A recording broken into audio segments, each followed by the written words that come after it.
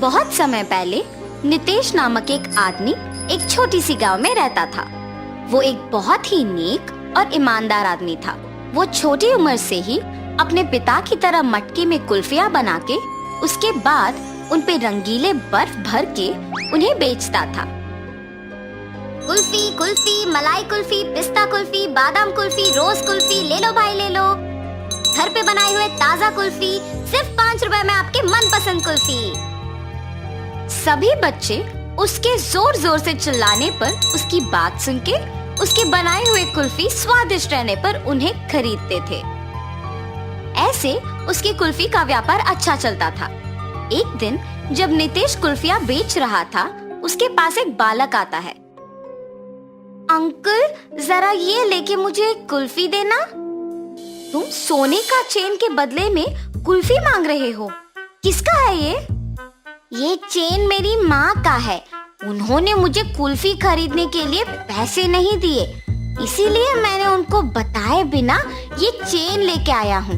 ये लेके मुझे कुल्फी दे दो। तुम्हारे माँ को बताए बिना ऐसे इतनी महंगी चेन लाना गलत है ना बेटा? ऐसे नहीं करते। ये चेन अपने माँ को वापस कर दो। मुझे तभी पैसे दो जब तुम्हारे पास है। ऐसे कह के उस बच्चे को कुल्फी देके वहाँ से चला जाता है।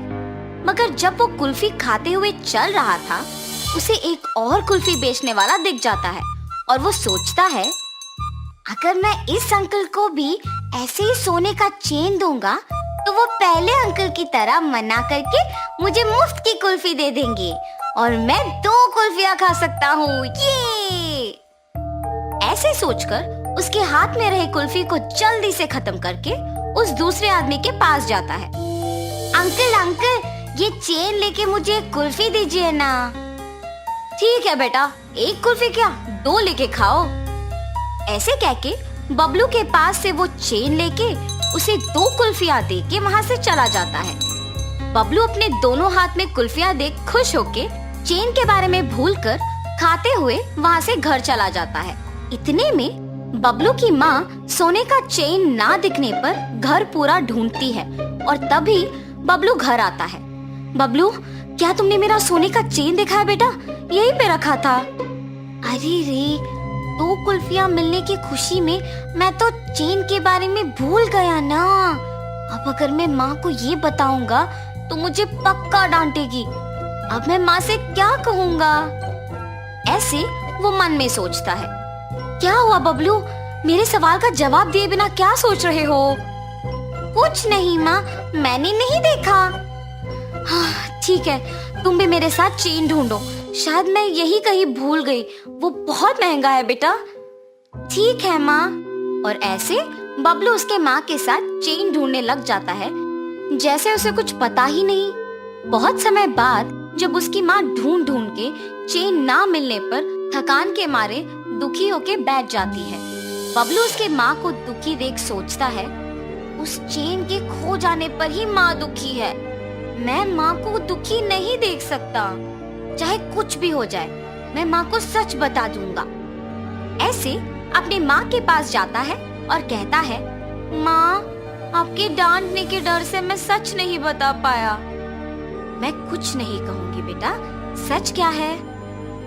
माँ, आपने कुल्फी खरीदने के लिए पैसे नहीं दिए ना, तो मैंने आपके सोने के चेन लेके कुल्फी वाले को देकर उससे कुल्फी लिया। 5 रुपए की कुल्फी के बदले में तुमने इतना महंगा चेन दे दिया। ऐसे करना गलत है बबलू। ऐसे फिर कभी मत करना। उस कुल्फी वाले को पहचान सकोगे? हाँ माँ, पहचान पाऊंगा।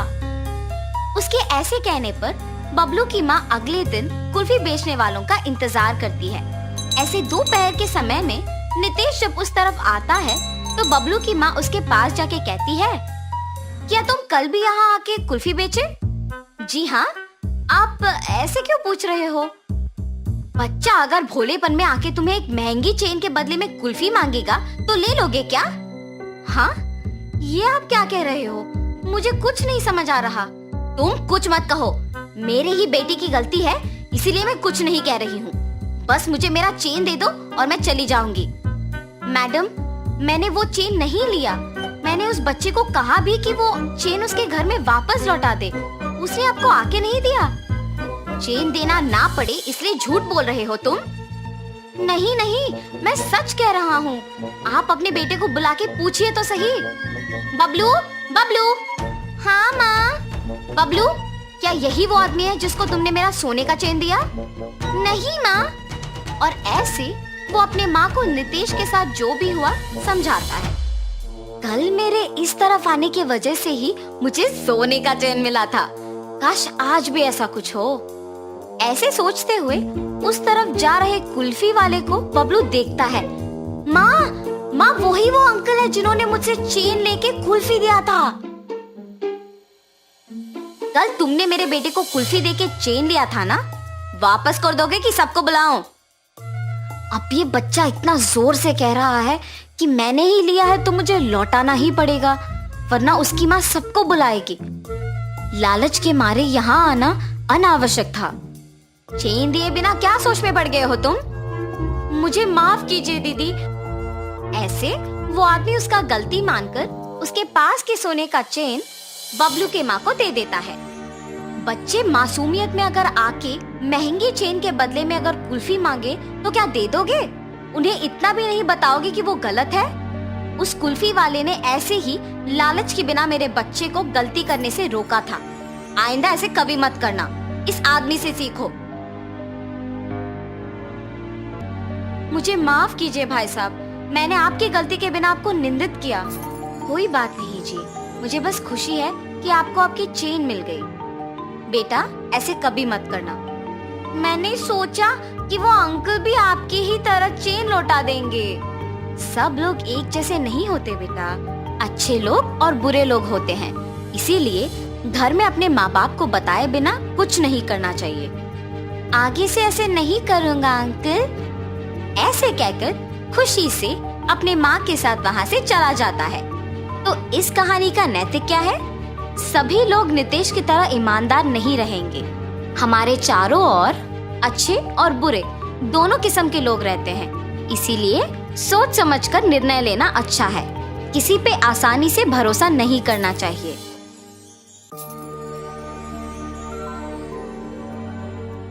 विकाराबाद के गांव में रितेश नाम का एक आदमी रहता था। वो अपने माता पिता के साथ रहता था। उसके पास व्यापार करने के पैसे तो थे, पर उसे पता नहीं चल रहा था कि कौन सा व्यापार शुरू करे। इसीलिए वो इस विषय में फैसला लेने के लिए अपने पिता के साथ चर्चा करता है। पिताजी, मुझे पता नहीं चल रहा है कि आपके दिए हुए पैसों से मैं कौन सा व्यापार शुरू करूं। अरे उसमें क्या है, पकौड़ी का व्यापार शुरू करते हैं। पकौड़ी का व्यापार? हाँ बेटा, हमारे गांव में जलेबियों का, समोसे का, अचार का, पापड़ का ऐसे बहुत व्यापार है। तो तुम्हें कुछ अलग व्यापार करना होगा। गांव में जो व्यापार नहीं है, अगर तुम करोगे तो अच्छा लाभ पाने का मौका होगा। सिर्फ सादा पकौड़ी कौन खरीदेगा पिताजी? इसीलिए हम सिर्फ सादा पकौड़ी नहीं बनाएंगे। तो फिर हम सादा पकौड़ी में साथ साथ चिकन पकौड़ी, फिश पकौड़ी, मिर्ची पकौड़ी, आलू पकौड़ी, प्याज के पकौड़ी, अंडे के पकौड़ी जैसे अलग अलग तरह के पकौड़ी बनाएंगे। ऐसे हमारा व्यापार को बहुत लाभ मिलेगा। रितेश को अपने पिताजी के बात सच लगे। परंतु मुझे इतने प्रकार के पकौड़ी बनाना नहीं आता है ना पिताजी। मुझे भी तो बनाना नहीं आता। हम खुद इन सब के विधि बनाएंगे और इसके लिए तुम्हारी माँ भी सहायता करेगी। ऐसे कहकर रितेश के पिताजी रितेश को प्रोत्साहित करते हैं। फैसले के अनुसार पकौड़ी को बनाने के सामग्री रितेश खरीद के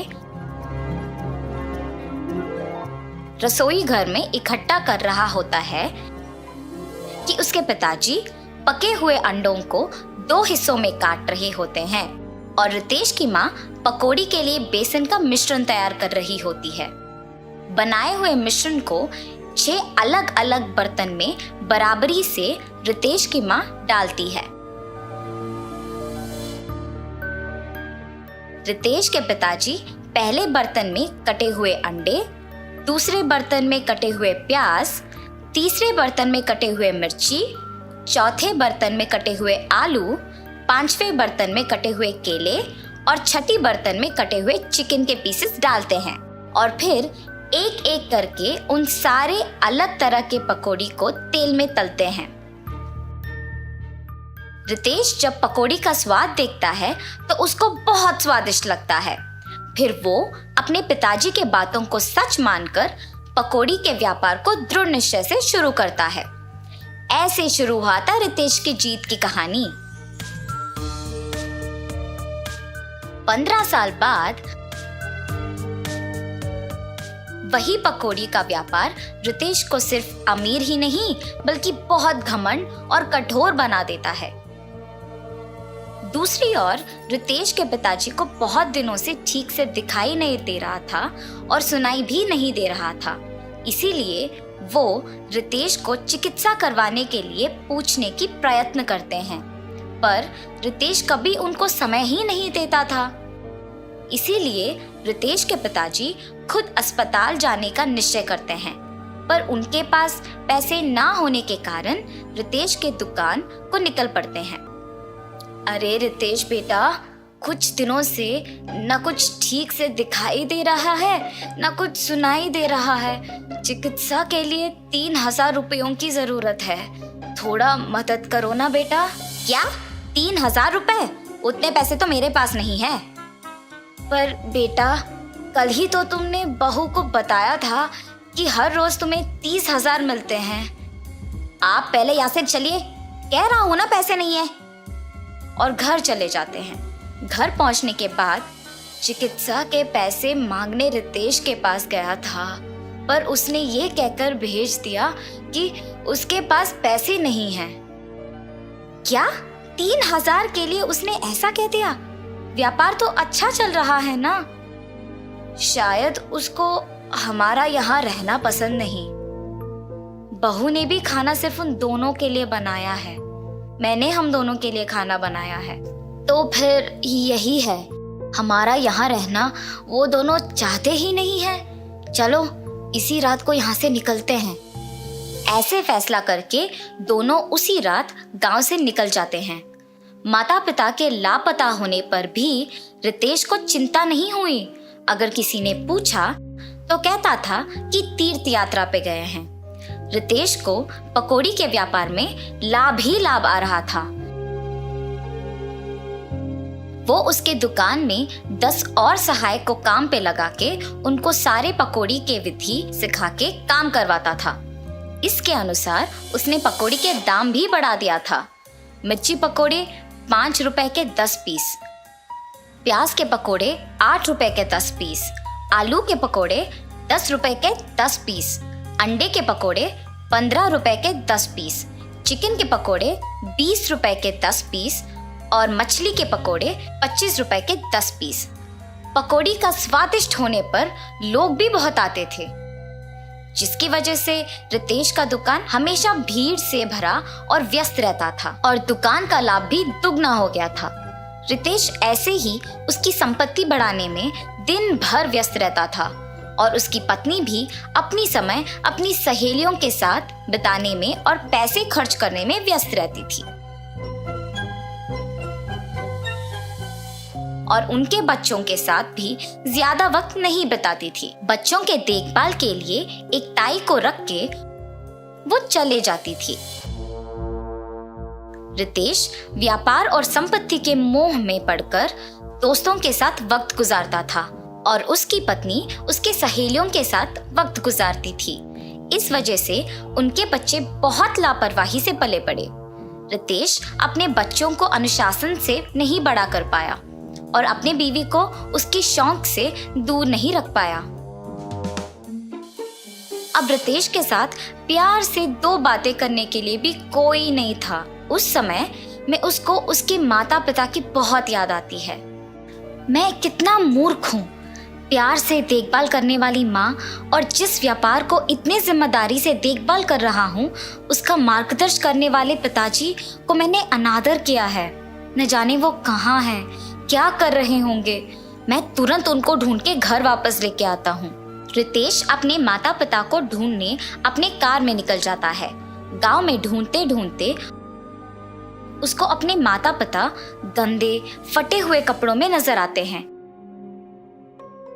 ये देख रितेश भाग के उनके पास जाता है और कहता है, आप ऐसे कैसे? ये सब मेरा ही गलती है पिताजी, मुझे माफ कीजिए और कृपया मेरे साथ घर चलिए माँ। रितेश को अपनी गलती का एहसास होता है और वो अपने माता पिता के साथ घर वापस आता है। अपनी पत्नी को बोलता है कि आज से जो भी होगा माँ के अनुसार होगा और व्यापार का सारा संपत्ति अपने पिताजी के हाथ कर देता है। रितेश सिर्फ सहायकों का और पकौड़ी के विधि का देखभाल करता है और उसकी पत्नी बच्चों का देखभाल और पढ़ाई का ध्यान रखती है। सुख संपत्ति और परिवार का प्यार पाके सब सदा खुश रहते हैं। इस कहानी का नैतिक है, माता पिता से बढ़कर इस दुनिया में और कुछ नहीं है। परिवार का प्यार और देखभाल से बढ़कर और कोई जिम्मेदारी नहीं होती है। एक गांव की एक छोटी सी घर में मधुकर नामक एक आदमी रहता था। वो गन्ने की रस बना के बेचता था। मधुकर को बहुत मेहनत करके काम करने की मानसिकता था। एक दिन मधुकर गन्ने की रस बना के बेच रहा था। तब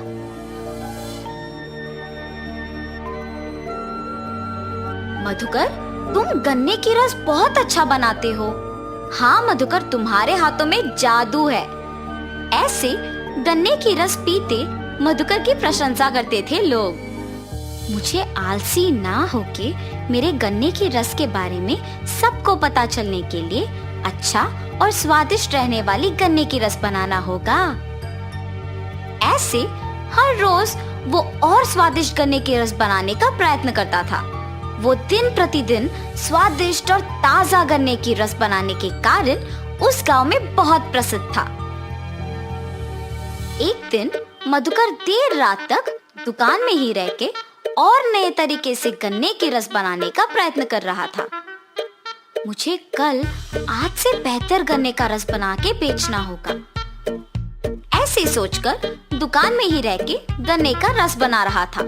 इतने में उस गांव में घूम रही एक देवता उस तरफ से गुजरते हुए प्यासी होने के कारण गन्ने की रस का दुकान को खुला देख सोचती है, लगता है वहाँ कोई गन्ने की रस का दुकान खुला है।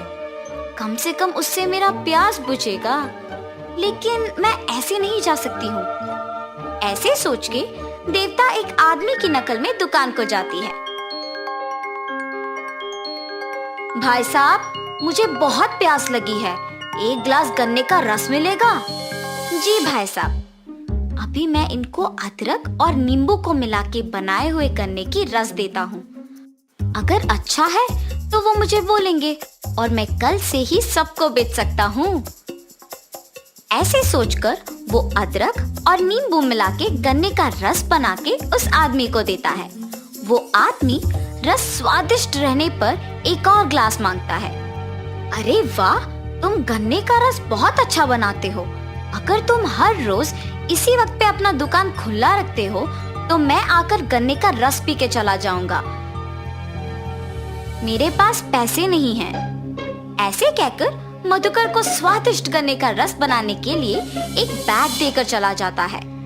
मधुकर उस बैग को जब खोल के देखता है तो उसमें सोने को देख खुश होता है।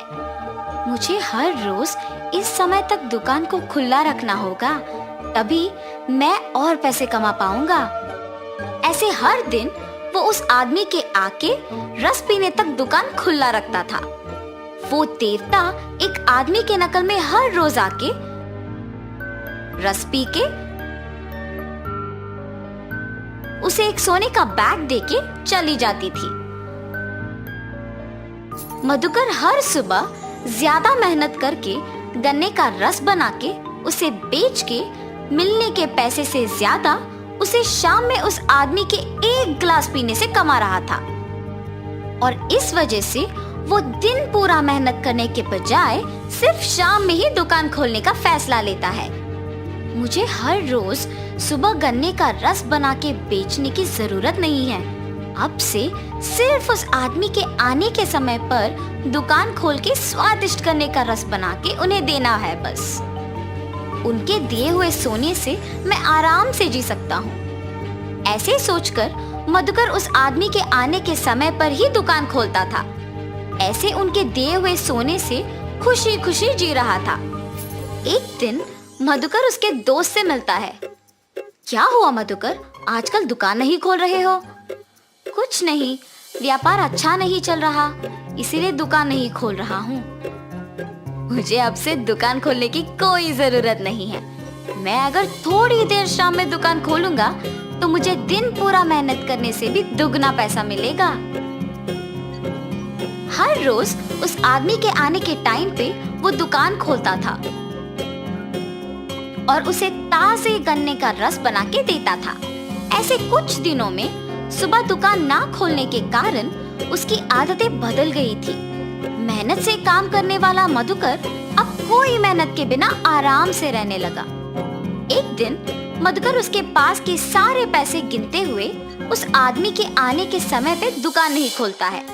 वो आदमी आके देखता है कि दुकान खुला नहीं है और वहाँ से चले जाता है। गिनती में व्यस्त मधुकर को अचानक याद आता है कि वो दुकान खोलना भूल गया, लेकिन समय तब तक बहुत हो चुका था और वो दुखी होता है कि अब तक वो आदमी चला गया होगा। अरे रे, आज के आने वाले पैसों को खो दिया मैंने।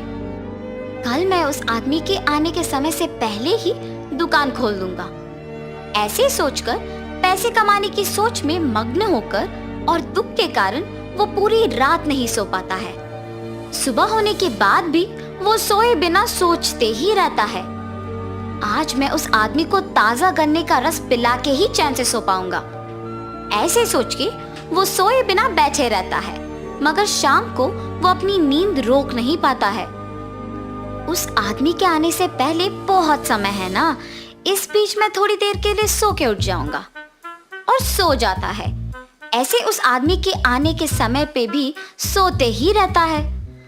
आदमी जब गन्ने का रस पीने दुकान आता है तो दुकान फिर से बंद रहता है। ये दुकानदार न जाने क्यों आजकल अपना दुकान नहीं खोल रहा। कल भी दुकान बंद ही था, कल से यहाँ ना आना ही बेहतर होगा। ऐसे सोच के वो आदमी वहाँ से चला जाता है और जब तक मधुकर उठता है तब तक तो बहुत देर हो चुकी होती है। हाय भगवान, आज भी मैं दुकान खोल नहीं पाया। वो आदमी आकर देख के चला भी गया होगा। अगले दिन वो ध्यान से दुकान उस आदमी के आने के समय पे खोलता है, लेकिन बहुत देर इंतजार करने पर भी वो आदमी लौट के नहीं आया।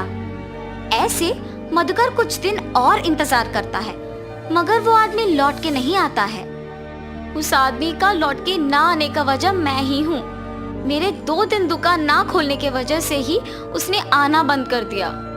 मुझे दुगना पैसा मिलने पर मैंने मेहनत करना बंद कर दिया। मेरे पास के पैसे सारे खत्म हो जा रहे हैं।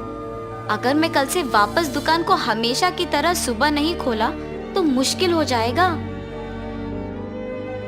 अगले दिन से वो सुबह ही दुकान खोल के गन्ने का रस बना के बेचना शुरू करता है, मगर बीच में कुछ दिन आलसी बनने के कारण काम नहीं कर पाता है। लेकिन खुशी से जीने के लिए अपने आप को बदल के मेहनत से गन्ने का रस बेच के काम करने लगता है। कुछ दिनों में वापस उसे मेहनत की आदत लग जाती है। उसे उसकी गलती का एहसास होता है और तब से वो आसानी से गन्ने का रस बना के उसे बेच के उसी पैसों से खुशी खुशी जीता है। तो इस कहानी का नैतिक क्या है? मेहनत से जीने की जरूरत एक आदत बनना चाहिए, तभी हम अच्छे स्थान में रहेंगे और साहस से हर मुश्किल का सामना कर सकते हैं।